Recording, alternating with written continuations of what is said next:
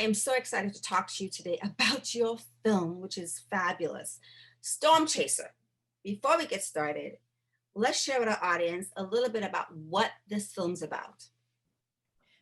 Okay, great. Well, thank you, Joy. I'm really thrilled to be here with you. And I was seeing that your byline is live, dream, believe, which I absolutely love, and which is a mantra as an independent filmmaker or any type of artist, right? Stormchaser actually came into being in a very kind of roundabout way. I wrote a poem a number of years ago called Storm Secrets. And it was about a door salesman, Don Stuckey, who actually is now the office manager in the film. But in the poem, he was the protagonist. And really, it was dealing with someone who has a passion, but is too afraid to pursue it, or is stuck, isn't able to pursue it, right? And so it's kind of stuck in a day job that is draining life force and soul. And I was really working with the metaphor of these storm chasers, which a lot of people think storm chasers are people who chase storms, which is one way to look at that word. But when doing research, I found out that storm chaser is also a derogatory term, much like ambulance chaser. For, ambulance chasers are legally, dubious lawyers. Storm chaser is a derogatory term for these operations who go door to door selling roofing, siding, and storm doors, shoddy materials. So all of this kind of came into being. And as I said, I first wrote it as a poem. It's part of my collection, Monsoon Solo, Voices Once Submerged. And then the door salesperson kept knocking at my door. It just, how sometimes a character and a theme haunts us. I went on to do other work and then came back around to this. And in the writing and rewriting process, because a lot of writing is rewriting, up even through the edit, as you know, I decided to gender flip. So the storm chaser became Bonnie Blue, who all she ever wanted to do was chase tornadoes with her dad, because that's when she felt really alive and connected to nature. But then in the film, we meet her years later. She's in midlife. She's up against a recession. She's struggling to make ends meet, as many people are right now today. And she's working for the shady operation Flipsiding, which they are storm chasers, and the materials are cheap. And she has this boss, is a bully, basically. And so there's a real storm that's coming to Shamrock, USA. It takes place in, kind of every town America. And there's also a storm brewing within Bonnie. And the ultimate thing that happens leads her to a character test. And we get to see, is she going to take a stand and do the right thing or not? I love the film. And I also like the fact that Bonnie was just a woman you can relate to. So let's talk a little bit about, of course, the casting process. You wrote this script, and then how did that come about? You found amazing people to just do the entire story. Every single person was fabulous in their role. Oh, thank you, Joy. I was very blessed to have the cast that I had. I decided my first film, Happy Hour, I actually didn't have a budget to have a casting director. That film, I consider myself an actor's director. Hopefully actors who work with me think that way of me. I started as an actress, so I have a great respect for the craft of acting. And, especially in film, 90% of the work is casting. It's different than casting theater, because in theater, you can kind of get away with stretching people a little bit more. But when you're casting for film or television, you need someone who really embodies that energy, that essence of that character. And of course, you've got to find that ensemble that looks great together and energetically can work together. So I ended up working with a casting director, Jennifer Peralta, a Gemian, who's become a dear friend of mine. And it was great. We had a very collaborative relationship, and she read the script and loved it and was like, I want to do this. And in the casting process, we really looked at kind of casting outside of how you might typically cast it, right? In Hollywood terms, and I'm so happy to hear you say that that Bonnie Blue, the protagonist, played, brilliantly by Mary Birdsong, who is a woman of a certain age. I wanted to represent a middle-aged woman who is down on her luck, who you can see has been beat up by life, right? But who's a survivor, and who I think as the film goes along and she gets more kind of messed up, she becomes sexier and sexier. And it was important to have, an actress who could play that just very earthy, relatable woman. And Mary and I even talked about this at times, because Hollywood is not kind to women. That is changing, but it's not changing quickly enough. And I would say to her, like, this, don't worry about, whatever, if there were concerns about certain things, I'd say, think of all the women that you can be inspiring. Because we need to see women represented as real women in their real sensuality and sexiness, right? So normally you wouldn't think of Mary Birdsong. And actually Jennifer, my casting director, said, what about Mary Birdsong? And I knew of Mary, but I was like, oh, okay. So I started looking at her reel and her work, and I just fell in love with her because she's hysterically funny. And the great thing was that, we could work with some of her comedic timing, but I really also wanted to give her an opportunity to play. And I think that's part of the reason why she wanted to play the role. She doesn't get cast in these leading lady roles. She's usually a character actress, not a lead, not a leading lady. So that's how Mary came on board. And then Dominic Raines, who plays her love interest, who's a younger man. Love him. Love him. Great. He's incredible. He's incredible. He's on Chicago Fire now and doing really well. But, he did, indie films like Girl Walks Home Alone at Night, which I don't know if you've seen that, but it's an amazing Iranian film. And so, we were talking about him, sent him the script. He loved the script. He and I met, just hit it off immediately. And he loved the fact that that role, really the role of Don Stuckey, was also kind of different than he normally is cast, because he is such a good looking guy.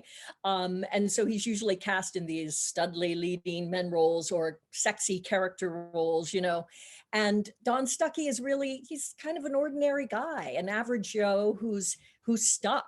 He's never been out of that hometown. And I wanted to represent a brown man living in a white man's world, because he really is the only person of color in the film. And I did that on purpose. And Jen and I my casting director and I had a lot of conversations about that. And, because one of my passions is diverse storytelling. In this situation, I made the choice to do that, to kind of show that, to show someone who is an outsider. Both Bonnie and Dawn are outsiders. She's a middle-aged woman. He's, a person of color in this very white small town, and it's certainly a very white organization of flip siding. And then Stephen Plunkett actually, came to me because we were looking at some other actors, honestly, and I came across him. And there was something about him. I just had a gut feeling. I was like, this guy is really good. And he was in a short film that had been at Sundance, and it was nothing like the flip character, but there were a couple of moments that I just saw he's very charismatic and very nuanced. And I could just see him playing a son of a bitch. I just could see it. So I met with him, and he even said to me, he loved the script, and he even said to me, why, what made you think of me for this role? And I said, I don't know. I just have a gut feeling. And the funny thing is, Joy, that a couple like my production designer, Tyler Wallach, who's amazing, and some other people on the crew said to me after the fact, they were like, yeah, when Stephen showed up to play Flip Smyth, we were like, what is Gretl thinking? Because they were thinking someone more like an older, like an Alec Baldwin type from Glengarry Glen Ross, right? But I really wanted Flip to be this younger, more millennial guy who, who definitely though has this air of entitlement and in my mind, metaphorically, really represents the old America consciousness as opposed to the new America consciousness. So that's kind of how the three leads happened. And then we did an exhaustive amount of auditioning and callbacks. And I was very, I was very clear that the characters of Flip Siding, all the guys, all of Flip's minions, I really wanted them to be not extras, but fully blown characters, which at the end of the day, I could have done it less expensively, just casting extras. But I developed those characters and those backstories with them. And then also, the other smaller character roles, the people that, like Mr. Johnson and the housewife, and even the waitress Dottie, they only have a couple of lines, but we did exhaustive auditioning and callbacks and just got amazing actors who just brought it and who were such a joy to work with. There are lots of layers in the film that are underneath the surface that yes. you get. There are lots of social issues that are being brought up. There's an issue about the environment. There's also an issue about family and bonding. And I think those things are really important, that we get a sense of not just a great story, but we also get these layers. So in writing the script, what were some of the things that you were going for as a director and then as a writer that you wanted to see on the page but see on the screen? When I'm writing, I can't help but have my director hat on to a certain degree. I try not to have my producer hat on, because the producer hat says you'll never be able to afford doing that scene or that shot. Even before I was directing, I've been writing for years, poetry, essays, a memoir, so I'm a very visual writer. So I think I've always had, because I started as an actress when I was about 7 years old, doing, semi-professional summer stock and professional summer stock. And then my dad collected 16 millimeter films. And so I grew up watching all the great old movies, the classics, on a big screen. He actually had a screening room in our little house. And so the writing process, I generally am very clear. I was very clear that I wanted, it is very layered. And, even a couple of the actors who have come to a couple of screenings have said to me like, oh, I enjoyed seeing it more the third time that I did, because it is very nuanced. There's a lot packed in there, which I think is the poet in me, because as my training in poetry, it's like, the image should be multifunctional, to use kind of an odd word for it, but you want something to resonate through a strata of layers. So I was very clear that I wanted to talk about Mother Earth. And about global warming, but I wanted to bring all of these things like global warming and then disaster capitalism, which goes hand in hand with global warming, because, Flip's outfit, they're selling products to people who are already devastated by global warming, by earth changes, right?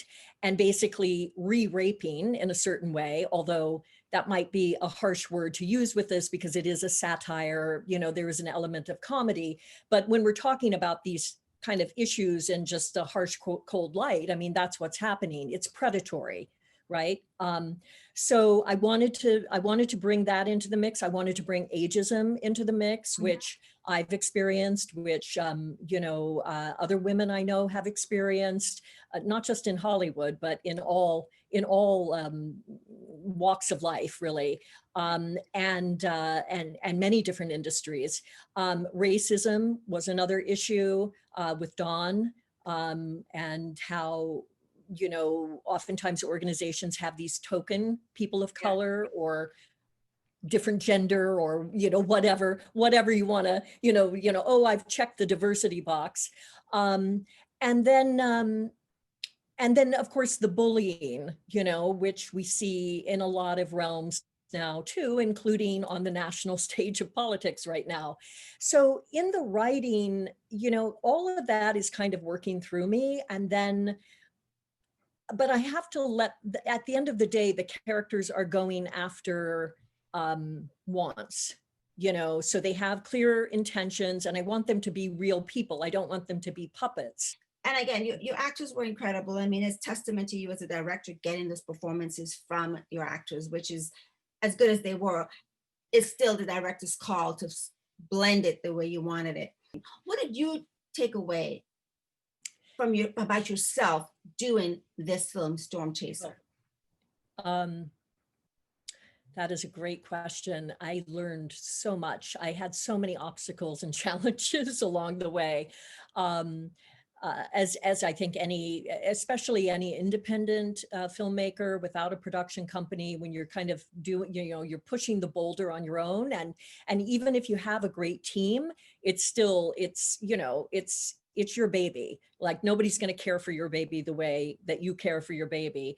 The biggest thing that I learned, I knew that I was resilient and flexible, and I knew that I had tenacity, but I really learned that if I am passionate about something, I am unstoppable at the end of the day. I don't always know how it will get there, but there were so many times, I had so many obstacles, and so many times where it was like, and I even had one of my executive producers say, you can postpone, you can stop. And I said, no, I'm going to keep going. I don't know if you're aware that I also did a 15-minute recut. So I have a 15-minute version, because Stormchaser I really made as a long short, which is very hard to program, although we have gotten more than 45 official selections, won a lot of awards, which has been lovely, because people were telling me, you're making a 28-minute film? Like, are you insane? Like, that's never, like, what are you doing? It's a waste of money. And in early 2020, I decided also to kind of see if I could do it. My editor and I went back in, and my editor, Emily Chow, amazing, also has become a dear friend through the process. When you go through the fire with people, so we did a just shy of 15 minutes called Flip the Switch, and really recut and restructured the story. So it's a very different film. And that was a huge learning experience for me as a writer and a director, to see. I think that ultimately it all has to be on the page. And I think that's a mistake that a lot of filmmakers, independent and sometimes Hollywood, you'll see things come out and it's like, they've got great actors, but like, the story isn't really there. The script isn't ready. So that was a huge learning experience, to be able to kill my own darlings and rearrange things and still have a cohesive story that is a different film. It still has those same messages, but the pacing's different. Obviously, a lot had to be cut out. So that was a huge learning experience that I know I'll take with me into my future projects. In terms of how I approach getting coverage, filming, editing, and you never know. Like, I mean, I'm hoping that I will eventually get development deals and be paid to work at my passion, which is creating, writing, and directing. And so, you know, you never know if somebody says, this is great, but you got to cut 15 minutes. Well, I've already started building that muscle to be able to go in and say like, okay, you know, a lot of it is problem solving. So yeah, I learned, I guess, you know, I'm rambling here, Joy, but I think part of it is I learned so much that it's kind of hard to cull it down into one thing. Yeah. Well, great. Well, how do people get to see this film and enjoy it like I did? What do we do? Well, that is a great question. We are still in the festival circuit, especially with the pandemic. We have been in some geo-blocked internet, you know, virtual festivals. We are, let's see, we do have some upcoming festivals, but because of the pandemic, I don't have the exact dates. We are in the New York Television Festival that will be, I think, in early 2021. We're also in a festival in Tehran, which I'm very excited about, to have the film screen in Iran. I don't think that that will be virtual, but I'm waiting on information. There's a number of festivals we're at next year, but because everything is in flux. So I guess the best thing to do is to follow on social. I am very active on Facebook, more so than Instagram, but I'm trying to up my Instagram game, but I'm at Gretl Claggett at Facebook. You can also check out Stormchaser .film is the official site, and there's a contact, so you could reach out to me and I can put you on a mailing list. And then Instagram, I'm at Gretl Marlena. I'm on Twitter, but not that much. The social media thing is hard to do when you're also trying to write and create. But next year we will be at a number of festivals, some of which will be virtual, hopefully some of which will be live too. If there was one thing that you wanted someone to take away when they watch Stormchaser, what would that one thing be if you had a choice? Especially right now, and in the USA, we're at an inflection point. There is a great storm going on. There is a great storm outside of us, and we all have internal storms. And so I guess the one thing I would want people to take away is, how can I ease my inner storm? How can I, you know, come to a reckoning with that and quiet that so that I can be in a place of peace, so that then I can do the right thing, you know, make the right decisions and not be in react mode, but I can respond and take the right action, you know, whatever that means for you, and not get caught up in this external storm. Well, I will tell you what I took away from it. Each of us, especially us as females, we have to own our power. We have to own our strength. Absolutely. And I took that away from Bonnie's, you know, from Mary Birdsong's character. I took that away from Bonnie Blue, to be okay with where you are. Know that if it's painful, you can ride the storm and own your power. And that's what I took away. So no, I love that. And that is, and I think that what you're saying, and that is absolutely true. And I think that does connect into, because when we do come into alignment in our own power, then we're not thrown off by those external storms, even if they suck to go through, you know, even if it's hard. You know, as I think Jim Morrison said, no one gets out alive, right? With life. I mean, life isn't always easy, but if we are in our power, and especially as women, and I do believe that as women, we are, you know, we are building this new world, really. You know, we are more and more stepping into our power to create a more equitable world out there. Thank you so much for chatting with me. Thank I you. so enjoyed talking with you. I cannot wait to see more and more and more of everything you're doing. And again, thank you, congratulations on a really fabulous, fabulous film.